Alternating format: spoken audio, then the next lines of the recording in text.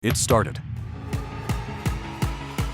Europe just hit the brakes on multiple American RV brands, blocking sales, registration, and even insurance in some countries. Units are stuck in ports, pulled from dealer lots, and quietly resurfacing as discount deals with paperwork that may never clear. The price might look amazing, but the risk could sink you financially for years. If you're shopping, selling, or already own an RV, this impacts you because the next flagged model could be yours. Jayco. There is a certain sound that echoes through dealer lots when a trusted name begins to fade. It is not the noise of engines or footsteps. It is the silence that follows when the paperwork stops moving. That is what happened to Jayco, a company long known for family travel trailers and dependable towables. For decades, it stood for steady craftsmanship, simple layouts, and a kind of Midwestern reliability that older owners could depend on. But by the autumn of 2025, that quiet changed tone. According to European dealer bulletins dated September 23rd, regulators placed the J Flight and Eagle lines under what they called temporary withdrawal from retail authorization. The reason was not sales, it was safety certification. European testing agencies found that the propane distribution systems and the 120-volt electrical layouts did not align with the 230-volt standards required under CE compliance. That might sound like red tape, but the cost to fix it was real, nearly 10,000 euros per unit. Dealers did the math and walked away. The knock-on effect arrived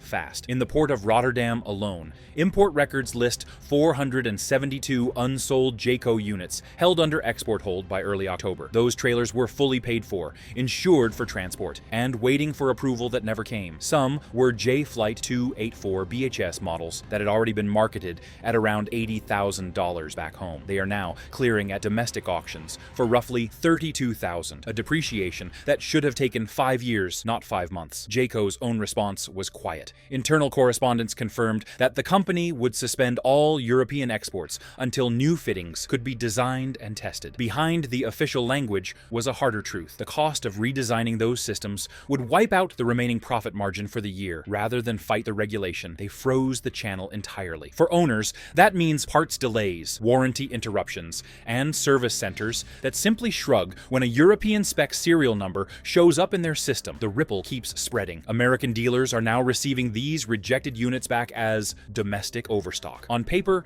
they look new. In reality, they were built for a market that will never accept them. You will see discounts of 20 to 30% and think it is a seasonal clearance. It is not. It is fallout. Every market correction leaves a mark. Jayco's came not from bad design, but from mismatched standards that no one budgeted for. And that mismatch has turned a trusted brand into a cautionary figure. The silence in those European lots is not emptiness. It is the sound of a lesson one that every manufacturer is now hearing loud and clear: Forest River. You can measure market pressure in many ways: by headlines, by prices, or by silence. For Forest River, that pressure became visible long before most people noticed. The warning signs began in dealer yards from Lyon to Leipzig, where glossy new Cherokee and Rockwood trailers sat unmoved for weeks, not because customers had lost interest, but because European inspectors had stopped signing the registration forms. The issue started quietly in the spring of 2025, when the European Type Approval Board introduced revised limits for vehicle width, axle load, and braking performance. At first, the numbers looked small, a few millimeters wider here, a few kilograms heavier there. But those differences pushed several Forest River towables beyond what European certification allowed. By June 15th, the first red notices appeared on import manifests, and by September, the Cherokee 294 GEBG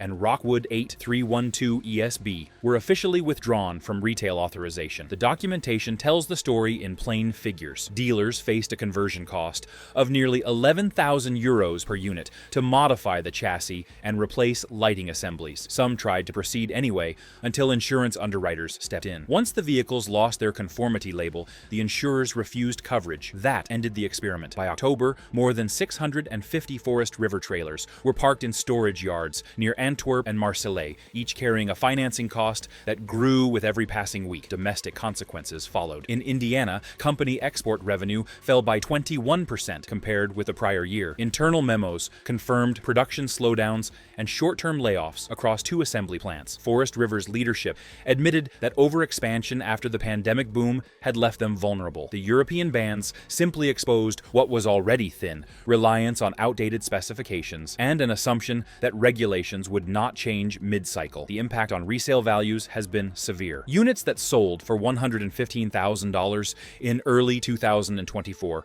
are now clearing auctions at $47,000. That is not a seasonal dip, it is structural loss. Buyers who financed at older valuations now owe more than their trailers are worth. Some have resorted to voluntary returns. Forest River has since begun redesigning its export line, promising narrower frames and upgraded braking systems by mid-2026. But confidence takes longer to rebuild than hardware. Dealers across Europe are still carrying unsold inventory they cannot legally register. Their silence is not indifference. It is fatigue from months of holding costs and unanswered calls. Every industry has its moment of reckoning. For Forest River, it arrived as a lesson in compliance, scale, and humility. The same ambition that once built an empire of towables now weighs heavy on storage lots across 2 continents, waiting for clearance that may never come. Quick pulse check. If this is helping you avoid a bad buy, tap like and hit subscribe for updates. Add your comment with any dealer sightings or prices you're seeing locally. Those receipts help everyone negotiate smarter before the next segment. Tiffin Motorhomes. Sometimes the higher the build quality, the harder the fall. Tiffin Motorhomes, once spoken of with quiet respect among diesel owners, now finds itself at a crossroads that even longtime loyalists did not expect. In Europe, the name that once represented handcrafted precision has been frozen out of showrooms, not because of public opinion, but because of paper and numbers. The story starts with the Allegro Bus 40 IP, a model known for its smooth air ride and wide body comfort. For years,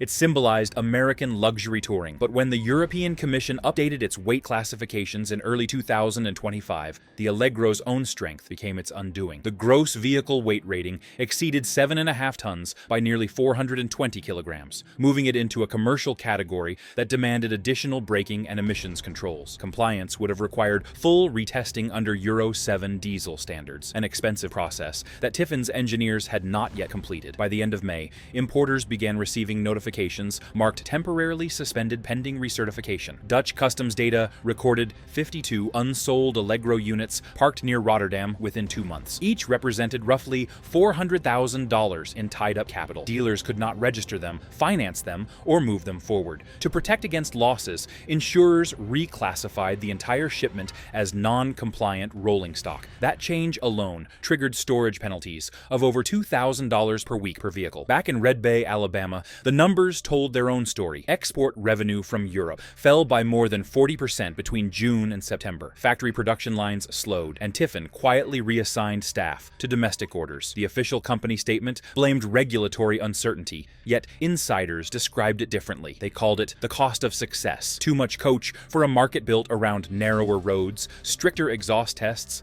and smaller licensing categories. For owners already abroad, the problems go beyond legality. Without updated emissions certification, some countries will not issue annual inspection renewals. That means a Tiffin coach sitting idle, its registration lapsed, its resale value collapsing. Models that commanded $650,000 2 years earlier now appear on secondary markets at under $400,000, often with disclaimers reading export only, not road legal in the EU. Tiffin's future in Europe remains uncertain. Engineers are rumored to be developing a lighter variant with a reduced fuel tank and reinforced composite frame, but no release timeline has been confirmed. What is clear is that the pause has turned prestige into burden. The same craftsmanship that once set Tiffin apart has met the full weight of regulation. Across quiet ports and empty showrooms, the Allegro's shine still catches the light, but only as a reflection of how even the best-built machines can stumble when the rules change faster than the road beneath them. Winnebago. Every industry has its icons,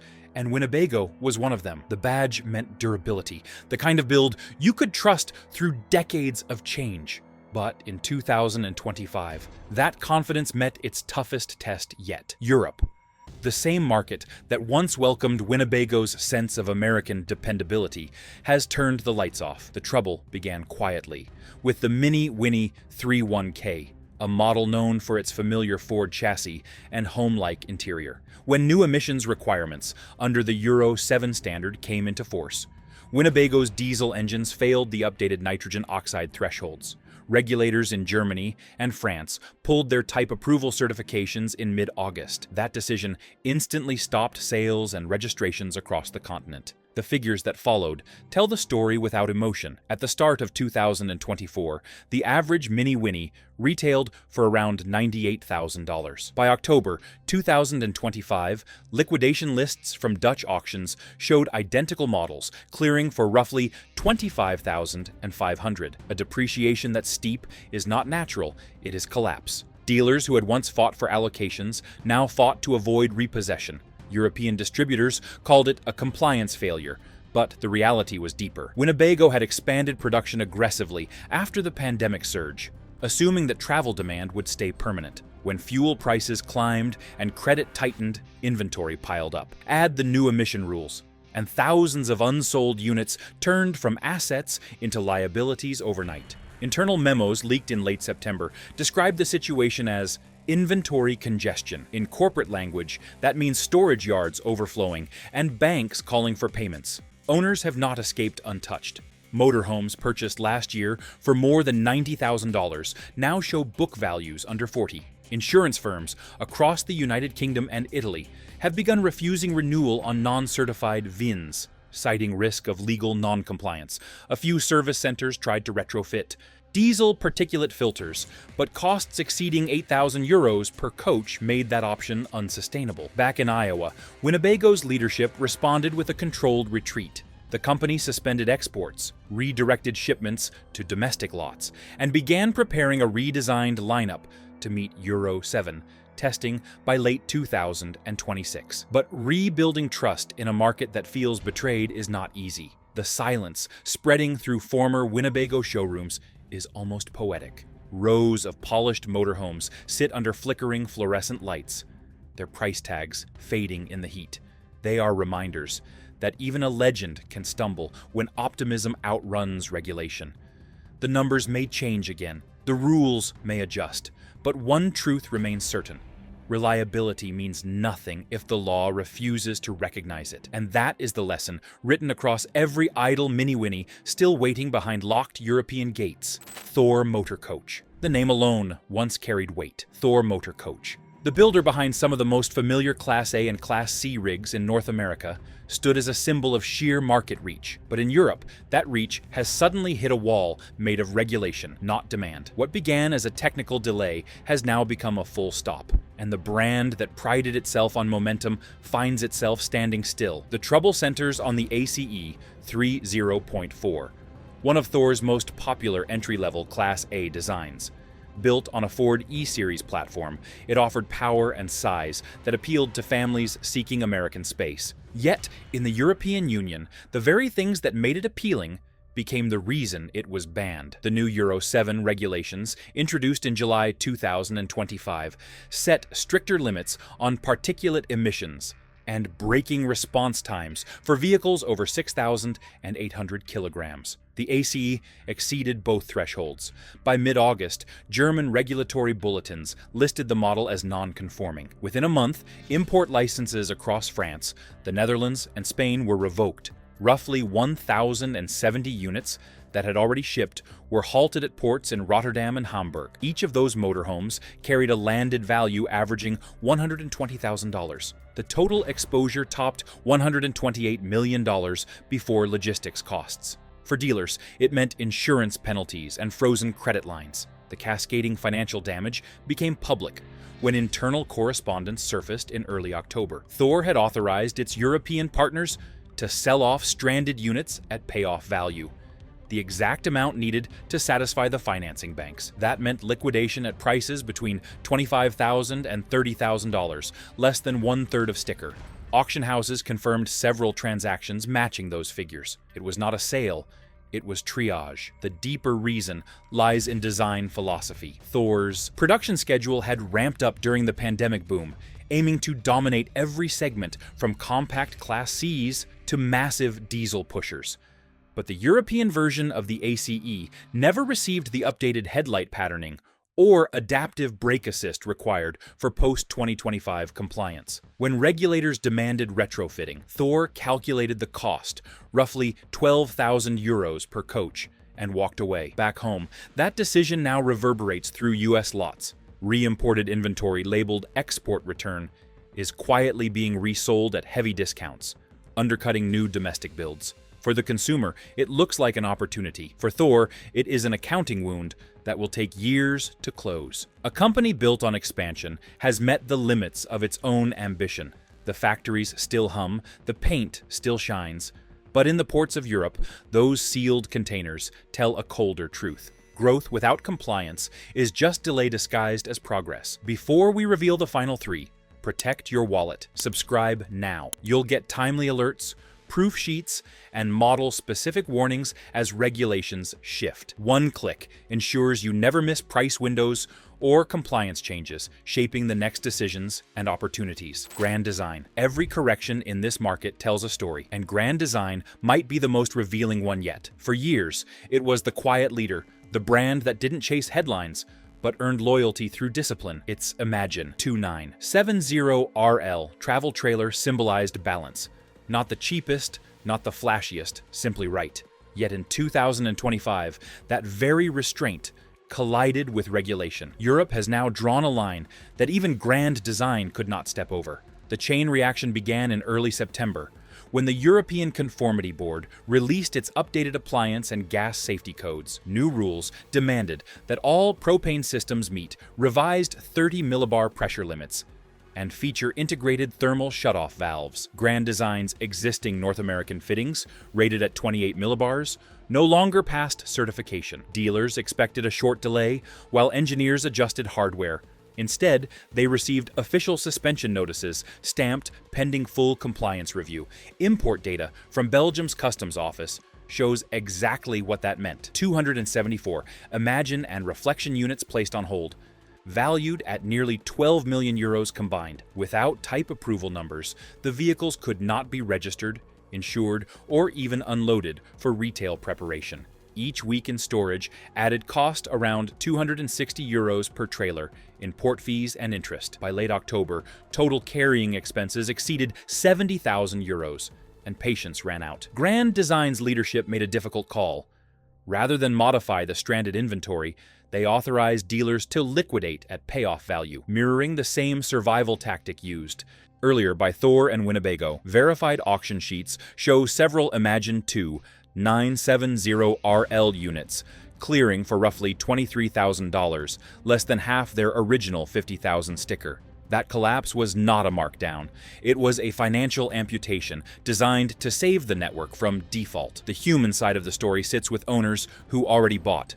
Resale listings across Germany and the Netherlands show private sellers dropping prices by 10,000 euros just to attract bids. Warranty support remains uncertain because component suppliers now operate under new European Safety Commission codes. Even minor issues, like valve replacements, require recertification paperwork that local technicians cannot sign. Inside the Indiana headquarters, engineers are developing a retooled propane and electrical package aimed at compliance by mid-2026. But the damage to reputation lingers. Grand Design built its image on precision and predictability, and both were shaken by this pause. At dusk, rows of unsold Imagine trailers sit behind chain-link fences, their aluminum skins catching the fading light. They still look perfect straight seams, clean decals, but perfection no longer sells without paperwork.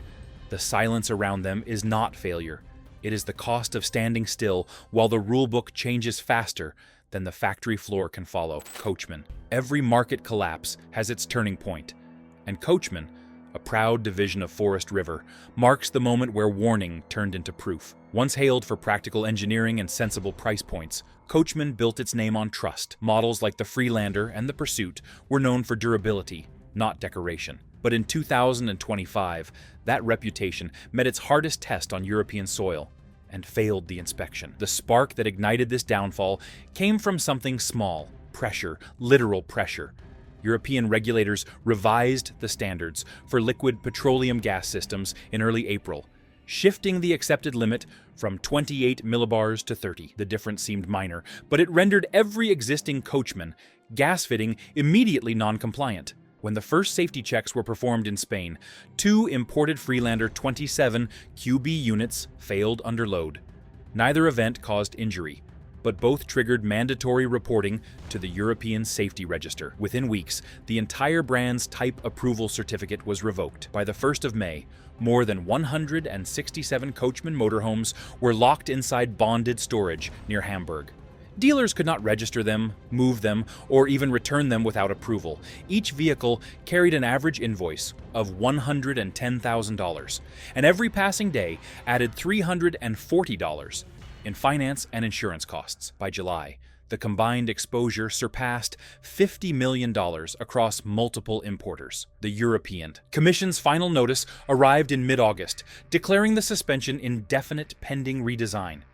Insurance firms immediately followed, refusing to cover existing stock for fire or liability risk. That decision broke the chain. With no coverage, no registration pathway, and no legal sale authorization, European dealers walked away entirely. In Indiana, reports confirmed what insiders feared. Coachman export revenue plunged 62%. Production halved, and unsold units returned to U.S. lots labeled export return. Dealers now cut prices 20 to 30% to clear loans, while owners face suspended warranties and unavailable CE-certified parts, even basic propane regulators or heat exchangers. In the end, it was not poor craftsmanship that ended Coachman's European run. It was timing, paperwork, and a few overlooked kilopascals of pressure. The lesson is simple and expensive.